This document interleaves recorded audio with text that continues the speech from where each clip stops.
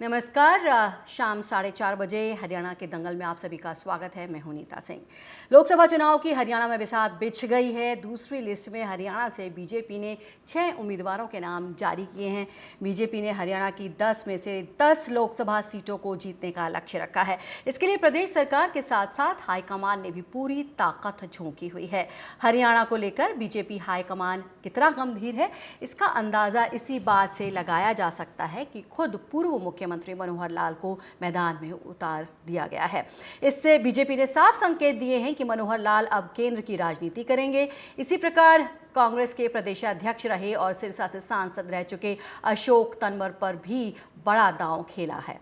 शेष 4 सीटों पर अभी पेच फंसा है। संभावना है कि इन 4 सीटों पर भी बीजेपी नए मोहरों की तलाश कर रही है। ऐसे में मौजूदा सांसदों की टिकट कटना लगभग तय है। विरोध की बात की जाए तो अभी हालात नहीं लगते कि कोई विरोध करे। अगर बात सुनीता दुग्गल की करें तो टिकट कटने के बाद वो इसलिए विरोध नहीं कर सकती क्योंकि उनके पति आईपीएस हैं और हरियाणा के कैडर में हैं। दूसरी ओर संजय भाटिया को भी जल्दी प्रदेश अध्यक्ष बनाए जाने की संभावना है। वहीं अगर कांग्रेस का खेमा देखें तो अंबाला से कुमारी शैलजा को मैदान में उतारने की प्रबल संभावना दिख रही है और कुरुक्षेत्र से आम आदमी पार्टी के सुशील गुप्ता चुनावी मैदान में हैं। हालांकि ये गणित कितना कामयाब होगा कहना मुश्किल है। लोकसभा चुनाव नजदीक है और उस पर से मनोहर लाल सरकार के प्रति एंटी इनकम्बेंसी को खत्म करना। इसके अलावा जेजेपी पर भी वही दाग है जो बीजेपी पर है। इसलिए जाट मतदाता कितना उसका साथ देंगे, बीजेपी का अन्य पिछड़ा और दलित मतदाता को रिझाने का फॉर्मूला भी कितना कारगर साबित होगा, ये देखने की बात होगी। आज इसी मुद्दे को लेकर करेंगे हमारे मेहमानों से खास चर्चा। तो बीजेपी की सेकेंड लिस्ट जारी हो चुकी है लोकसभा चुनाव को लेकर के और इसी पर आज चर्चा करेंगे।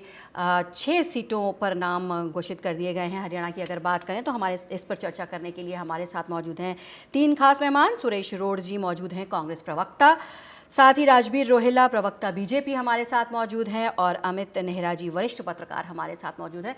आप तीनों का स्वागत है चर्चा में भाग लेने के लिए। सबसे पहले आपसे बात करना चाहेंगे राजबीर जी, आप ये 6 नाम जो हैं वो घोषित कर दिए गए हैं। पूर्व मुख्यमंत्री की बात करें तो उन्हें भी उतारा गया है मैदान में। क्या यही वजह रही कि मुख्यमंत्री का चेहरा बदला गया हरियाणा में? जी नमस्ते जी। नहीं, ये तो कोई बात नहीं हुई कि भाई मतलब हमने लोकसभा के लिए मुख्यमंत्री बदलना है। ये तो एक प्रोसेस था, बदलना था, बदल दिया। जी जी, हमारे साथ जी। सामूहिक फैसले भारतीय जनता पार्टी में हमेशा सामूहिक फैसले होते हैं और मिल बैठ के फैसले लिए जाते हैं। तो मनोहर लाल जी का रिप्लेस कर दिया और नायब सैनी जी को ले आए। जो मनोहर लाल जी ने काम किए हैं वो उनको आगे बढ़ाएंगे नायब सैनी जी।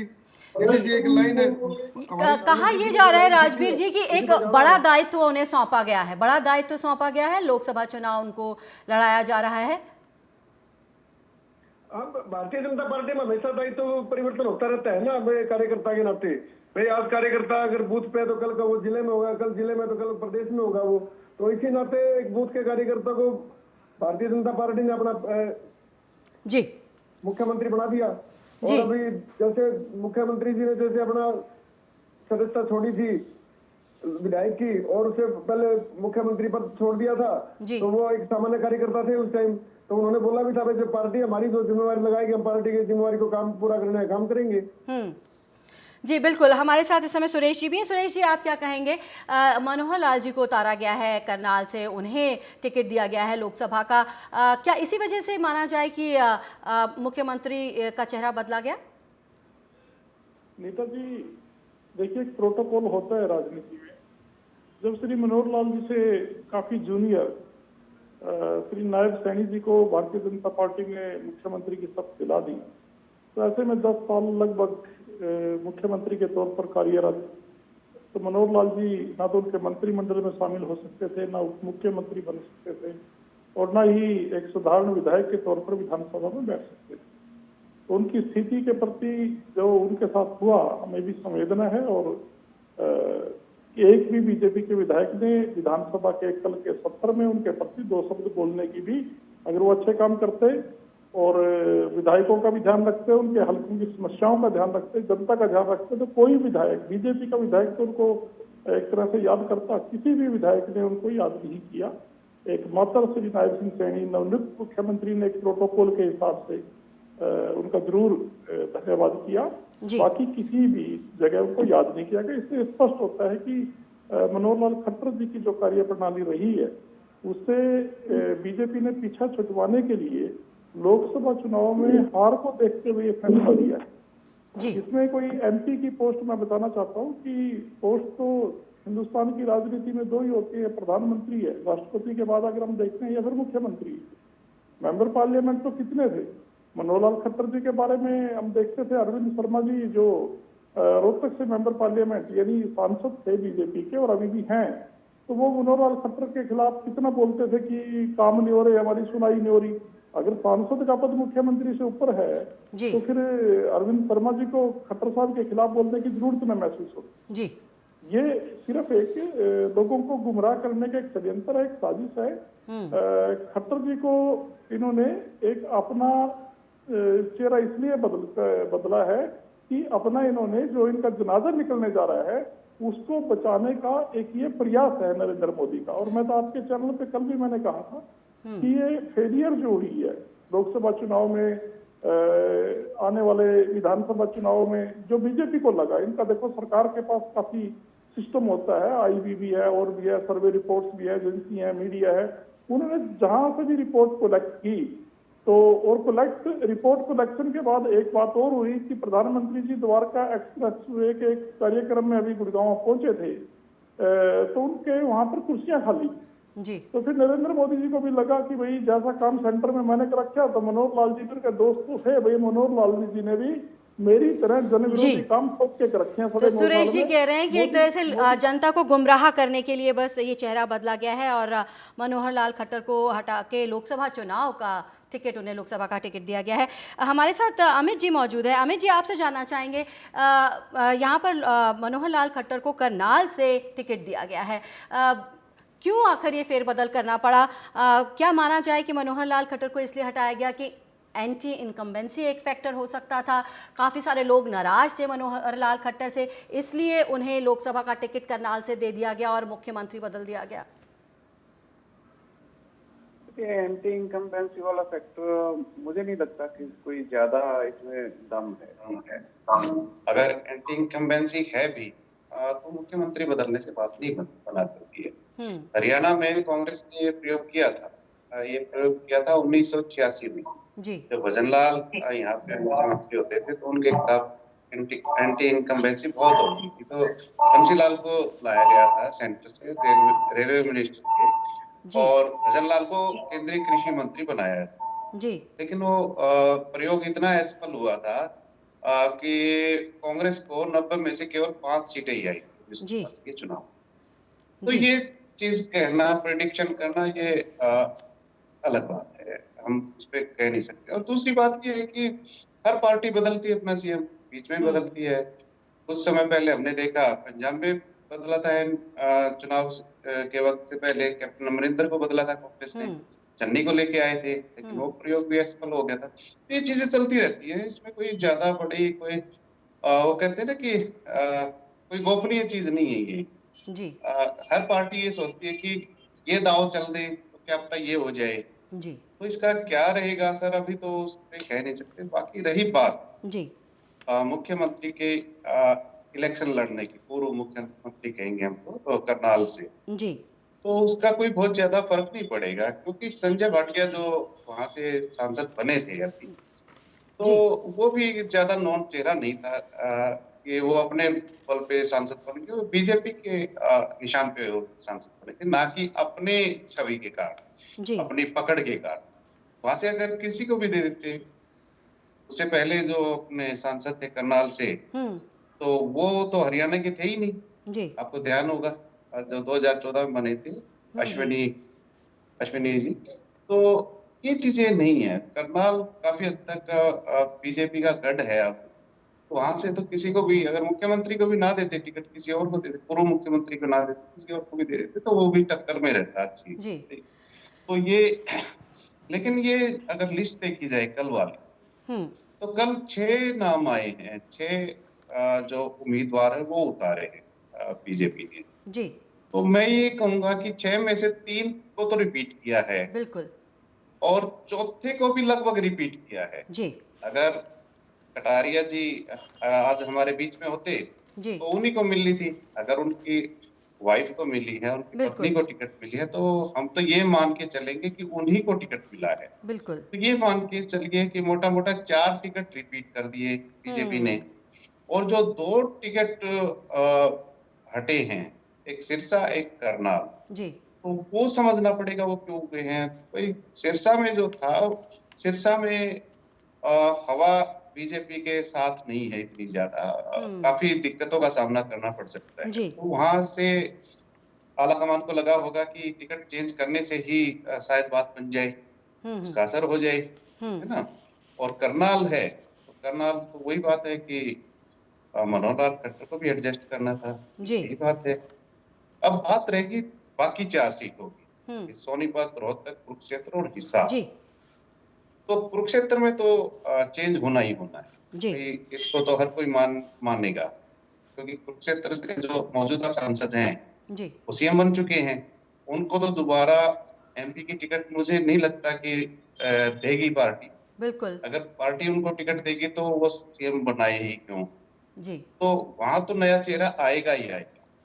अब रह गए 3, सोनीपत, रोहतक और हिसार। हिसार में जो मौजूदा सांसद हैं बीजेपी के, जी। वो कांग्रेस में आ चुके हैं, तो बीजेपी उनको भी रिपीट नहीं कर सकती, जी। ठीक है ना। तो वहां भी नया चेहरा आना ही आना है, जी। ये भी हम मान के चले। हम्म।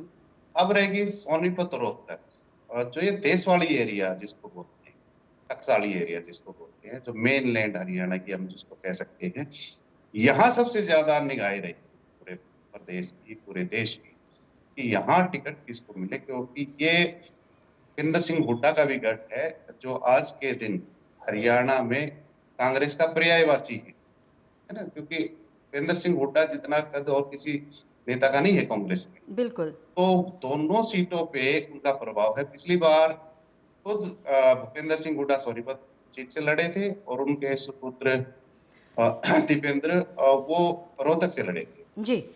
और दोनों में हालांकि उनको मात खानी पड़ी थी, लेकिन फिर भी उसके बावजूद जी। उनको काफी समर्थन प्राप्त है इन दोनों सीटों पे। तो जी। किसी को भी सीट ये टिकट देने से पहले भाजपा को इन दोनों सीटों पे बहुत ज्यादा मंथन करना। जी, तो काफ़ी सोच विचार करना पड़ेगा इन जी दोनों नीता। सीटों को लेकर के, जैसा कि आप कह रहे हैं रोहतक और सोनीपत को लेकर के। सुरेश जी कुछ कहना चाह रहे हैं। जी सुरेश जी। सोनीपत का जिक्र आ रहा था नीता जी, हमने कल भी बोला था सोनीपत की विकेट भी भारतीय जनता पार्टी की गिर चुकी है। अगर ये थोड़े से संस्कार दिखाएंगे तो सोनीपत में भी इनका जो सिटिंग एमपी है, आपके पास भी खबर होगी, तो उनको टिकट हमारी तो मांग है, नहीं देनी चाहिए भारतीय जनता पार्टी। जी। जी। और एक बात मैं और कहना चाहता था कि श्री मनोहर लाल खट्टर जी को जैसे प्रस्तुत किया जा रहा है भारतीय जनता पार्टी के द्वारा कि उनको करनाल में सांसद के लिए लड़ाई, अरे जो व्यक्ति करनाल के विधायक के तौर पे पूरी तरह से फेल हुआ हो, वो सांसद बन के पहाड़ तोड़ देगा। जिस कहते हैं कि कहावत है देहात में नीता जी कि भाव बदलते हैं, स्वभाव नहीं बदलते। जिसका जैसा स्वभाव है उसका वैसा ही रहता है, जिसको आप जो मर्जी बना दो। जी। तो जन विरोधी कार्य करने का, अहंकार का, बुजुर्ग महिलाओं को एक तरह से लताड़ने का, बेरोजगार युवाओं को बंद कराकर अपने कमांडो से धमकी दिलाने का, मारने का, पीटने का, फरसे से किसी ब्राह्मण की गर्दन काटने का, इस तरीके का व्यवहार तो उनका अभी भी रहेगा, सांसद भी अगर जी। उनको बना दिया जाए तो। जी, जो और मैं ये सवाल मैं आप जी।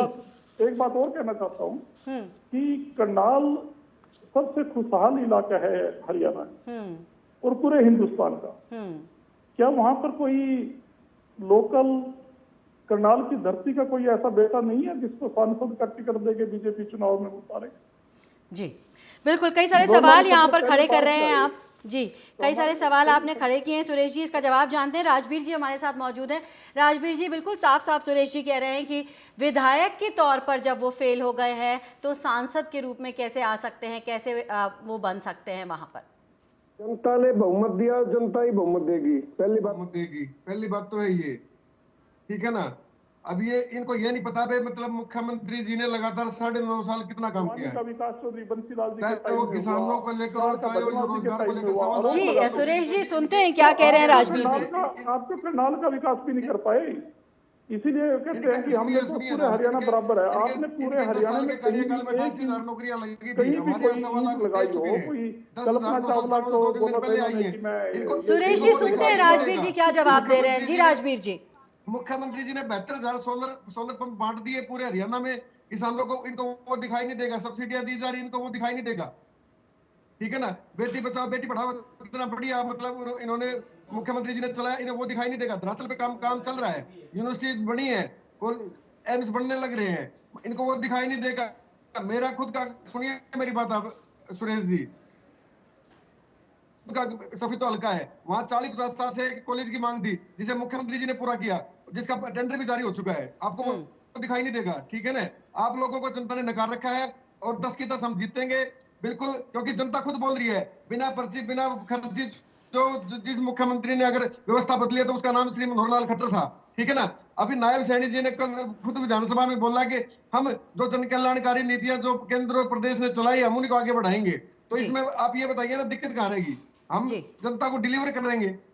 जी ठीक है ना? बिल्कुल। अभी अमित एक जी से आप- जानते हैं। आपको- अमित आपको- जी सुनिए अमित जी रोहतक यहाँ और पर कोई साफ कोई साफ दिक्कत नहीं, हमें हमारे जहाँ पर बहुत सुरेश मौजूद जी है, का ठीक है कहना है कि परफॉर्मेंस पे सवालिया निशान उठा रहे हैं मनोहर लाल खट्टर के, आप क्या कहेंगे? जबकि वहीं पर राजवीर जी गिना रहे हैं कि क्या कुछ अचीव किया उन्होंने। हरिसन के ताले लगा दिए, ठीक है ना। तो पहचान नहीं उन लोगों को है जिन्होंने तो इलेक्शन जीता जाता है वो विकास करवाने के वायदे के नाम पे तो जीता जा सकता है, विकास करवाए हैं इस नारे पे नहीं जीता जा सकता।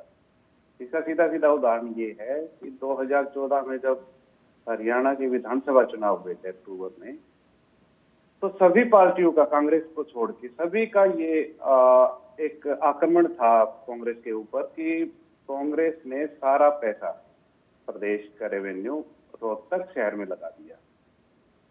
तो इसका मतलब ये था कि रोहतक शहर में बहुत ज्यादा विकास हुआ है, पैसा लगा है सारा हरियाणा का, लेकिन ताजुब की बात ये है कि रोहतक शहर में ही कांग्रेस का उम्मीदवार आ गया। अगर विकास पैमाना होता जीत का तो रोहतक में तो हारना ही नहीं था। विकास के वायदे के नाम पे इलेक्शन जीते जाते, विकास करवा चुके हैं इस पे आप इलेक्शन नहीं जीत सकते। इलेक्शन जीता जाता है अपनी रणनीति बनाने से, मोबिलाइज करने से, एक भोकाल बनाने से। उसके अलावा आप विकास का नाम लेके इलेक्शन जीत सकते, विकास करवा के नहीं जीत सकते। मेरा तो यही मानना है। जी बिल्कुल।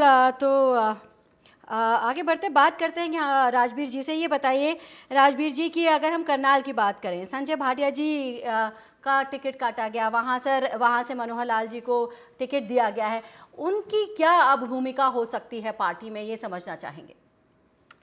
भारतीय जनता पार्टी में मैंने शुरू में बोला था भूमिकाएं बदली जाती हैं।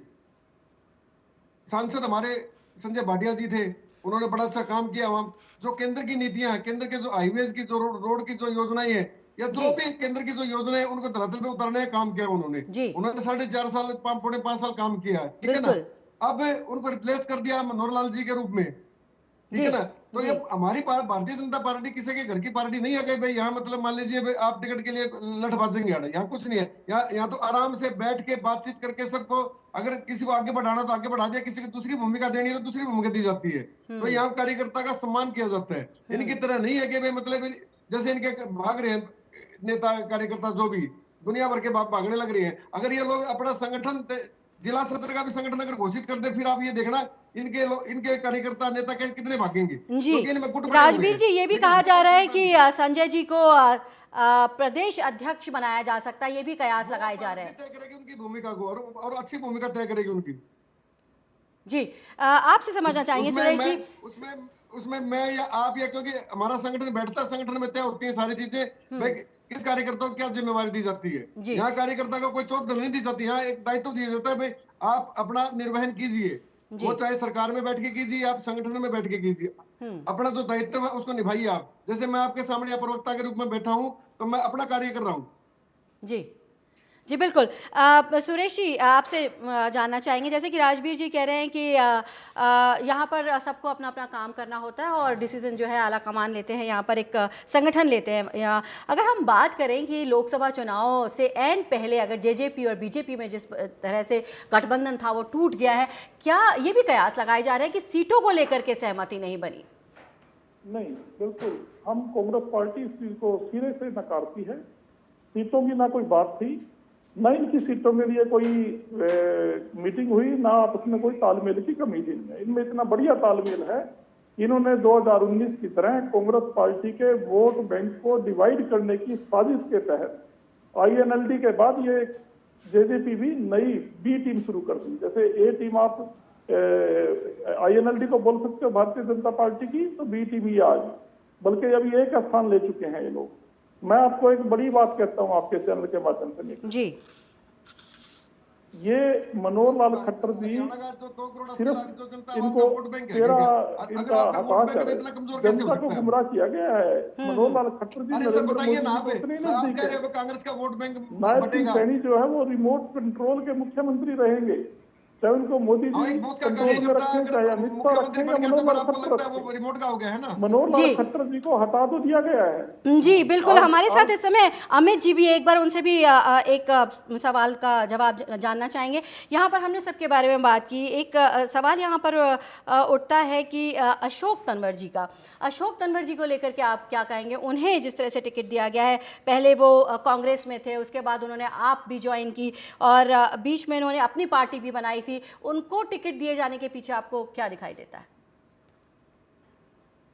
जैसा कि मैंने पहले स्पष्ट कर दिया है नीता कि सिरसा एरिया में, संसदीय क्षेत्र में बीजेपी इतनी मजबूत स्थिति में नहीं है और वहां पे काफी कठिनाई का सामना करना पड़ सकता है और इतना बड़ा चेहरा है भी नहीं, क्योंकि अभी जो मौजूदा सांसद हैं वो अपना इतना बड़ा प्रभाव पैदा कर ही नहीं पाए कि उनको एक बहुत बड़ा लीडर माना जा सके। वो गुड़गांव रहती हैं, बीच बीच में वहां दौरे कर लेती हैं, तो वहां रह के सिरसा क्षेत्र में रह के उन्होंने अपनी पकड़ मजबूत नहीं बनाई, तो इसलिए उनका टिकट काट दिया गया। इसके अलावा बीजेपी के पास कोई दलित नेता के रूप में इतना बड़ा चेहरा था नहीं, तो मजबूरी में उतारना पड़ा इनको, क्योंकि विश्वसनीयता जो है अशोक तंवर की वो संदिग्ध है। वो कब कहाँ किस पार्टी में चले जाएंगे, क्या बयान दे देंगे, उनको प्रेडिक्ट नहीं किया जा सकता, लेकिन वो मजबूरी बिल्कुल बिल्कुल। अमित जी, समय की कमी होने की वजह से यहाँ पर हम आपको रोक रहे हैं। सुरेश जी, राजवीर जी, अमित जी, आप हमारे साथ जुड़े और चर्चा में भाग लिया, उसके लिए आपका बहुत बहुत शुक्रिया। तो यहाँ पर आपको बता दें कि 6 सीटों पर हरियाणा के लोकसभा सीट के उम्मीदवारों का नाम घोषित कर दिया गया है, उसी पर हम चर्चा कर रहे थे। फिलहाल इस पेशकश में इतना ही। नमस्कार।